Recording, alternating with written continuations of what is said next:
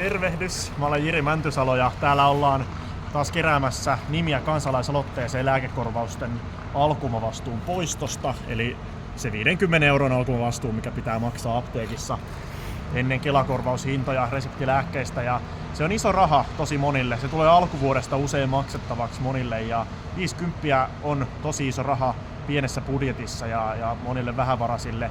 Ja tämä kansalaisaloitteen allekirjoittaminen sen sijaan ei maksa mitään, eli tällä voi konkreettisesti auttaa itseään ja auttaa muita sillä, että pystyttäisiin luopumaan tästä alkuomavastuusta.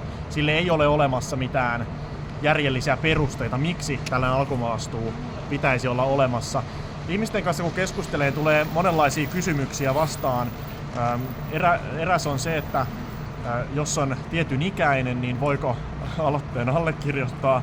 Totta kai siis, jos on äänioikeutettu ihminen, niin voi tämän kansalaisaloitteen allekirjoittaa. Ja vaikka olisi vanhempikin ihminen, niin kannattaa allekirjoittaa. Siitä on pelkästään hyötyä tämän aloitteen kannalta, että saataisiin se 50 000 nimeä kasaan. Ja sitten on mietitty, että mikäli tähän ei saada nimiä, niin mitä sitten tapahtuu? No sitten kampanjoita jatketaan edelleen ja kyllä kansalaisaloitteen niin kuin tämän teeman niin kuin puolesta kamppailua pitää ehdottomasti jatkaa, mutta jotta me saataisiin tähän riittävä määrä nimiä, niin kannattaa olla mukana tässä tukemassa ja allekirjoittaa. Tämä on tosi nopea homma. Tämän voi tehdä myös netissä alkuomavastuu.fi, niin sieltä löytyy tarvittavat tiedot.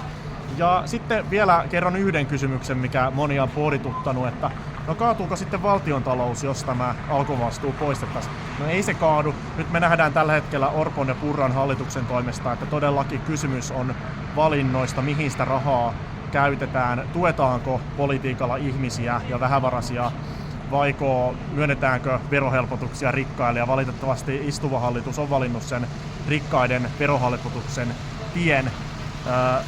Mutta tällä toiminnalla voitaisiin myöskin parantaa ihmisten ostovoimaa, taloudellista tilannetta, mikä kuitenkin sitten hyödyttää isossa kaavassa omalta osaltaan myös sitä, että ihmiset pystyy esimerkiksi käyttämään palveluita ja kotimaista kulutusta tekemään kaupoissa, joten se hyödyttää myös taloutta. Eli kyllä tässä niin kuin taloudellisiakin positiivisia puolia on nähtävillä, ja ehdottomasti kyllä politiikan ja yhteiskunnan tavoite pitäisi olla se, että parannetaan ihmisten asemaa, joten valtiontalous ei tule kaatumaan tämän aloitteen takia, mutta monen ihmisen taloudellinen tilanne tulee kyllä helpottumaan, joten kannustan allekirjoittamaan. Kiitos.